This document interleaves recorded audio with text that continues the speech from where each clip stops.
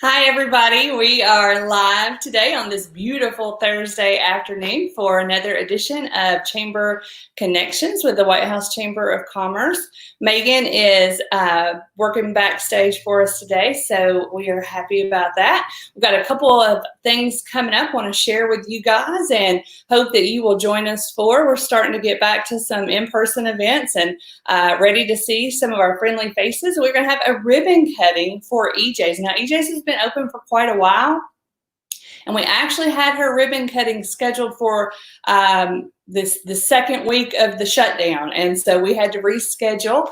But EJ's is located on Raymond Hirsch Parkway. They are in the old Pizza Hut location in the Bargain Hut Shopping Center. Her ribbon cutting is going to be June 19th at 11:30. So we'll do some virtual promotion of that, but you're also welcome to join us in person, and she's going to have some great specials and things happening. Megan is a fan of her cheese grits. We've had somebody tell us that her pineapple margaritas are the best out there. So we're excited to go taste and sample and see what they have to offer. And then also we are going to be having a power hour at Bojangles.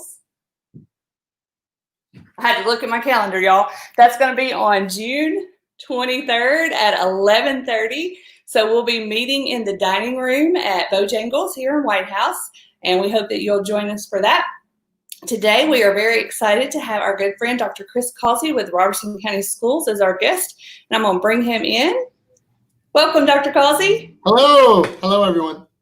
How are you doing? We're doing well. We're busy, a lot busier than we usually are at this time of the year. Usually we've had graduations by now, and we're hiring folks, and we're getting ready for summer camps, and we're getting ready for August, but it's usually a little bit slower, but we're pretty busy these days. That you definitely are. You definitely are. So tell us about graduations. You've had a graduation, right? We have not. We have dates. We had a virtual graduation actually, and I will tell you, because it's in White House, we have our statewide virtual school called Tennessee Connections Academy.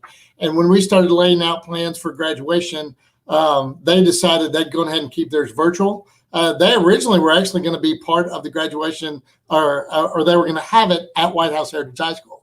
But once the pandemic hit and we started talking about graduations, Derek Sanborn, their principal, contacted us and said, hey, we're going to keep ours virtual. We don't have to worry about kids coming in or traveling or whatever the case may be. So they actually had theirs, I think week before last. It was online, and that office is actually right there on right down from Woodall.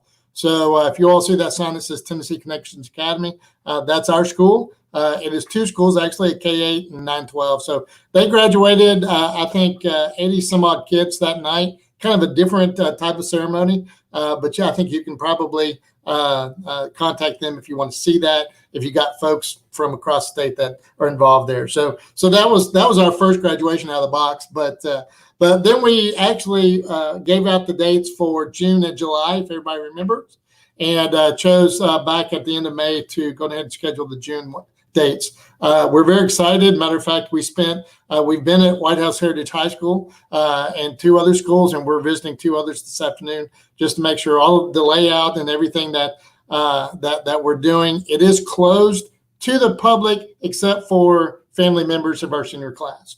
So for those of the White House community that are used to going to graduation, then you have to have a ticket to get in. All of our seniors were given 6 tickets, or they will be given 6 tickets in order to bring I said 6 tickets. Please apologize. I'm so sorry. 4 tickets. I know a lot of parents are going, wait a minute, what? So no, it is 4 tickets. Yes. So it is 4 for White House and Springfield. Our other schools did get 6, and that really comes down to seat space. It has to do with the number of graduates. And like I said, we were out there on the football field with Coach Dickerson the other day. Stetson does a great job out there. Miss Haas was out there with us, and we were able to kind of lay things out and the way it's going to look. It will look different. For those who come to football games, you're used to coming in, about 3 or 4 different entrances. There will be one entrance only for our public to come in. You do have to have a ticket to get in. Those tickets will be given to the students, I think at graduation practice or somewhere around that. Each student will have actually numbered tickets assigned to them. So for those who have the idea of going out and make copies and things like that, we ask that you not do that. But we do have tickets, and we're going to have spots for you to sit that are actually, you'll be real close to the people you come with, but you'll be at least 6 feet away from others. So that way we can, that's another reason we went with 4 tickets, because it's real easy to look up on the stands and count you by 4s. So even if you've got another family you want to sit with, we're going to ask that you kind of stay apart, except for the ones that came with the ticket. So we do have an FAQ that we're working on for anybody who has questions. Please contact the school. They're open. As far as for phone calls, you can contact the office and then give you a heads up on, one of the things we talk about, devil's in the details. And, what if I have a 3-year-old who I want to bring? Do they need a ticket? And the answer is no, as long as they're in your lap. But if they're school age and up, then they're going to need a ticket. So that's one of the things that we talked about. But if you've got toddler, you've got a baby, we're not gonna make that an issue, because that toddler can just sit with you. So that's one of the things we talked about. And of course, for White House Heritage, that will be on the 21st. It is, traditionally that graduation is on Sunday at 2:00. And we wanted to keep that tradition, and just know we're going to do everything within our power to make sure that graduation is Sunday at 2:00. Now, because it's outside, then you have weather. So we do know that rain could be an issue, heat could be an issue. So if we do have to change the time of that, we'll make that a notification within 24 hours beforehand. We'll wait till the last second, but we don't want to tell you the morning of. So we're going to do 24 hours beforehand to let you know if the time has changed, or if by chance, if it looks really bad, we'll find a way to make it happen inside if we have to. But as we know with this pandemic, everybody being outside is a good thing. So we're going to continue that process unless we're really forced into doing something different. So we are excited about that. A lot of people are asking about what school is going to look like in August. I always tell people we're going to go back to school in August. And then their second question is, what will it look like? That one I don't have an answer to yet. But we all know that we're working on plans. We have a great team here that's working on plans for all of our schools. And it could be a staged type of a plan where, it looks different in August than it does in October. So just know that one of the things that we're able to do with our CARES Act money that all of our districts are receiving, that application is due Monday, I think, but we've submitted ours. We're looking at buying a lot of technology for Robertson County Schools. We're talking about 1,000 laptops, hotspots. We're talking about summer camp, PD for our teachers, extended school day for our kids, transportation for those programs, a lot of things. But Robertson County is in tune to get about $1.6 million. And that will allow us to do a lot of things that we wouldn't be able to do otherwise.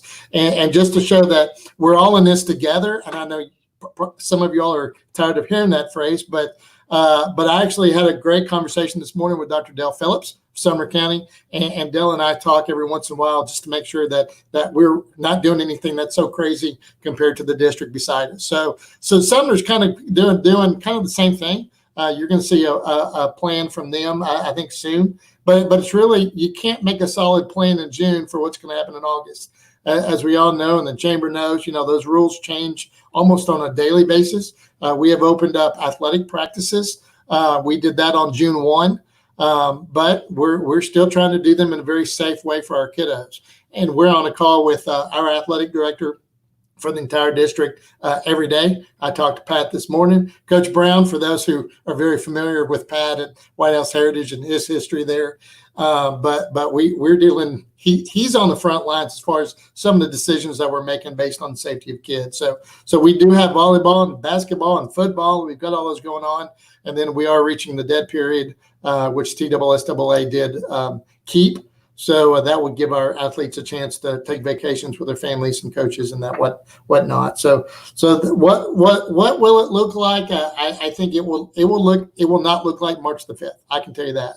August the 5th will not look like March the 5th. For those who think we're going to go back and it's going to be normal, I think most of us are aware that we do have to change some of our practices, and some of our practices won't just help us with a pandemic. It will help us with the normal flu and some of those other reasons that we have to cancel school from time to time. So, back in the 70s, you didn't even cancel school for the regular flu. It just, for those, I know you and I are probably close to the same age, and many of us are in our mid to late 40s, as I like to tell people I am. I'm a lot closer to that late than I am the middle, but we never closed school because of the flu. But now we had to put some things that are in place so that our kids are safe and they come to school without the fear of getting sick. And the other thing that we're talking about a lot is this social emotional learning, or social emotional issues that many of our kids have. We have a lot of kids pre-K-12 that are afraid to come back to school, and because they've been away, they've been apart from people for quite a while, and now all of a sudden, come August, they're going to be in a room with maybe 10 other kids, 15 other kids, 20 other kids, and what does that look like? So we want to make sure that they feel safe at the same time they are physically safe. So that's a lot of the conversations, and you're going to see kind of a tiered plan from us as well. And we will tell you in July, probably about the first or second week of July, exactly what you will expect on the first day of school in August. We're doing a survey. This is really one of the main reasons I wanted to talk, Mandy, so I appreciate that.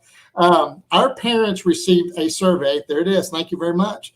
On Monday. And it's a very simple survey. It takes less than 5 minutes. So you don't have to spend a lot of time on it. But it asks really just a few simple questions.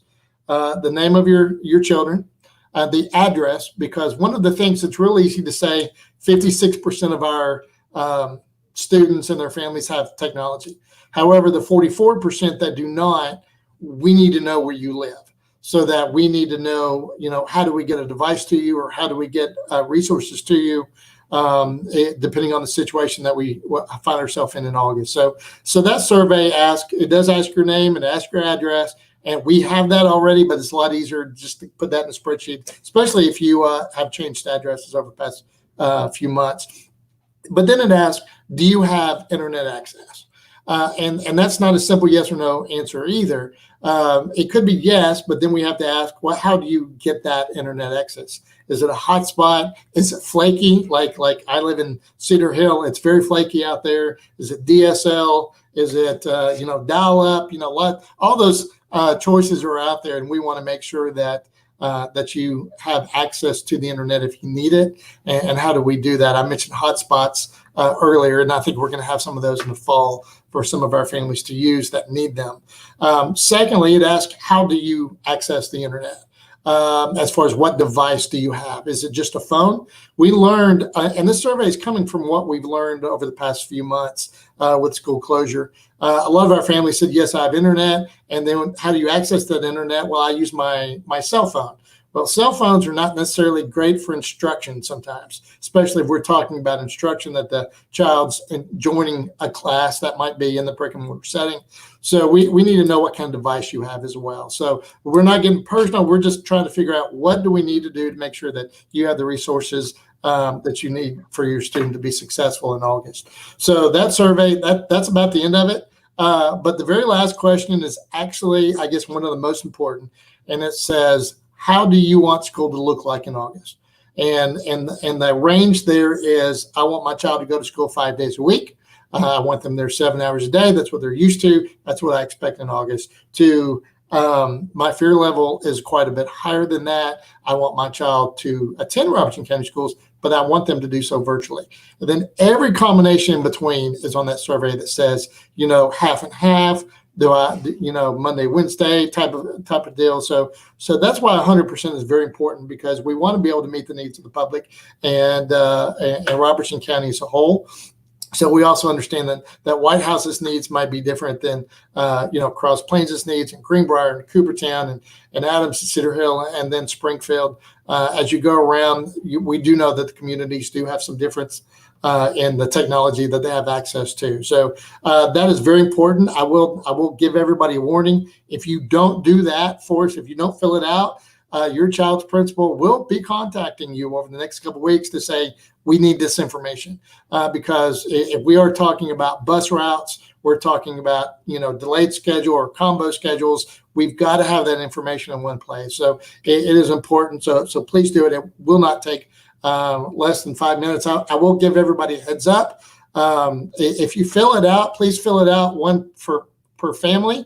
The reason I say that is because I filled it out for my son, who is going to be a junior in Robertson County Schools. I filled it out one way, and then my wife got the phone call, and she did not answer the questions the same way I did. So you might want to get together a little bit so that we can have better data and have that conversation, because it's a very real conversation that says, what do we want school to look like in August? We've been told numerous times that we're not going to get a blanket statement from Governor Lee that says this is what school needs to look like. I think each district will have some autonomy there and make some decisions that are based on the pandemic or what it looks like in your particular county.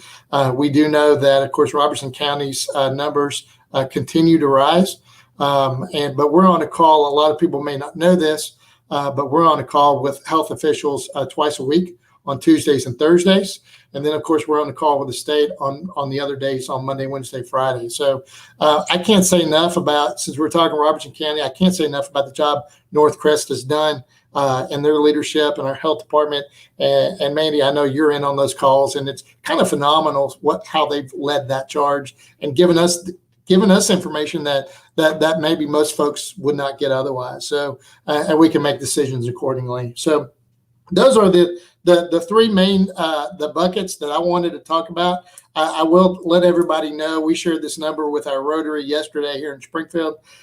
Starting on March, when we close school the week after fall or spring break, I get ahead of myself. We have delivered 367,000 meals. Pretty close to that, 366 and some change. So when you think about that, we were actually serving meals to over 5,000 kids a day, and we only have 11.5 in the district. So we approached 50% of our kids that were getting breakfast and lunch on a daily basis. So I got to give a shout out, to, of course, to our transportation department, our school nutrition folks, and then all the academic resources we're able to provide. I know we were both at Woodall and Heritage Elementary yesterday, and spending some time with Miss Earhart and Miss Maupin over there, and they just do a phenomenal job during that time, where you could pull up to Heritage Elementary and get really whatever you needed, academics, and then food. They were a feeding site before we even started the bus route. So very proud of the work that they do in all three of our White House schools. Absolutely. I echo your sentiment about Northcrest. They immediately, when this pandemic struck, started the second week of March, they started those healthcare calls. And you're right, they gave us information, vital information for our communities that we probably would not have had access to or easy access to. So they have been a fantastic community leader through all of this. Your input has been invaluable as well, being able to get that information out to the students. And I appreciate the fact that you guys are using that survey to test each community's culture, because obviously Joe Burns is a very different culture than White House Heritage. And so it's very important for you as educators to know what each community needs. And so I think it's really important that you are looking at that early on. And obviously, there is a lot of anxiety for students and parents going back to school for several reasons, because they have been away for so long. And, there's a lot to think about there. And we appreciate that especially your teachers, they pour into their students. And, I know that they missed that last time with the students, and they're anxious to see their kids again. And so we're really fortunate to have such good educators in our community. So everybody will fill out that survey. Because you guys are going to be more dedicated than the census takers about getting your information. Yeah, and hopefully we'll be a little nicer about it too. But anyway, I digress. I will tell you though, for the parents that are out there, just know that I get it. I know many of us struggled during March, April, May, where you had your child online, they were working on their work, life is great, and then you walk out the door to go to work, and the minute you walked out the door, they stopped. So that happened in the Causey household as well. So, and I had one home from college from MTSU. So having a high schooler and a college kid trying to work on the internet at the same time, using one hotspot sometimes is not fun. So just know that we understand. We're going to do everything within our power to give you the resources in August, no matter what school looks like. But school has to return in August. We found out that internet right now is right up there. Back in the day when only a few households had electricity, or only a few households had running water. We're in the same situation now. Internet has become so important to our livelihood that those who don't have it fall behind, whether it's because of the local news, not knowing what's going on in the world, being up to date on some of the things academic wise. It's almost becoming a utility. So when you're looking at what Cumberland Connect, CEMC, I know we have a lot of those people that get their electricity through CEMC.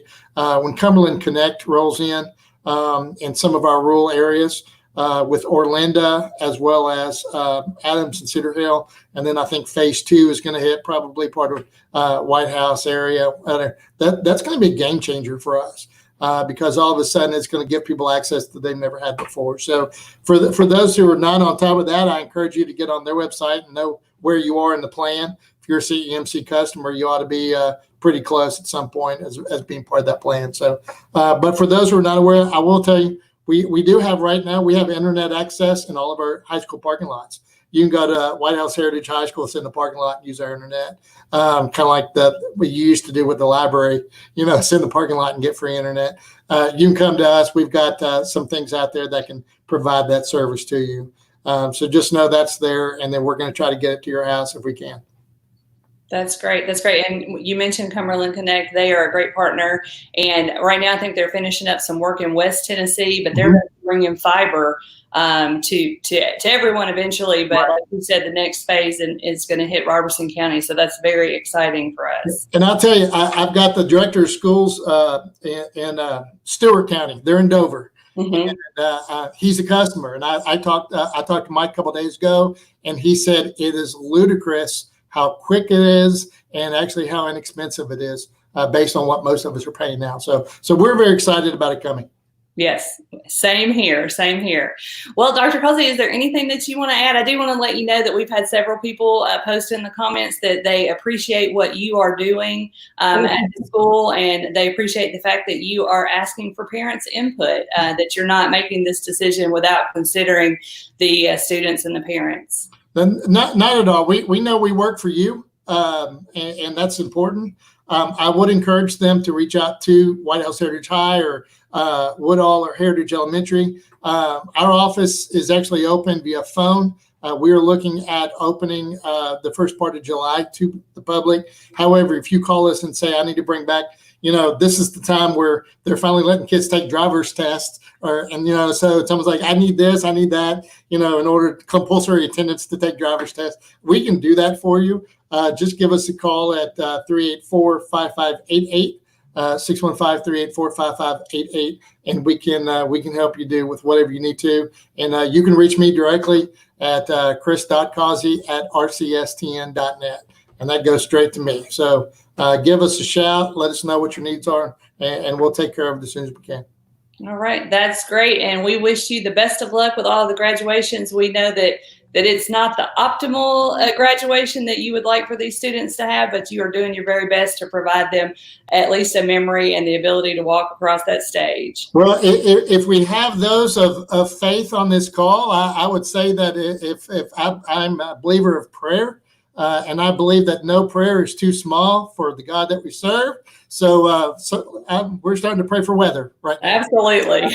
We don't want rain. We don't want heat. That's right. Anything like some of the afternoons, and if it was like last evening, that would have been gorgeous. Absolutely. Yeah. So even at 2 o'clock, walking through the field yesterday, I guess day before yesterday, and it was pretty nice. The wind had picked up, and for some reason the wind tends to pick up on that field more than it does around the school itself. So we're keeping our fingers crossed right now. It looks pretty good, but hopefully we'll have great weather a week from Sunday. We're just about 9 days away. That's right. They can pray specifically for partly cloudy, 75-degree with a breeze, right? Yeah. Well, thank you. All right. Well, thank you so much for joining us, Dr. Causey. We appreciate you, and we'll probably try to have you back in July when you guys have things nailed down and are ready to make some announcements and release those tiers, because I know everybody's anxiously awaiting those. Absolutely.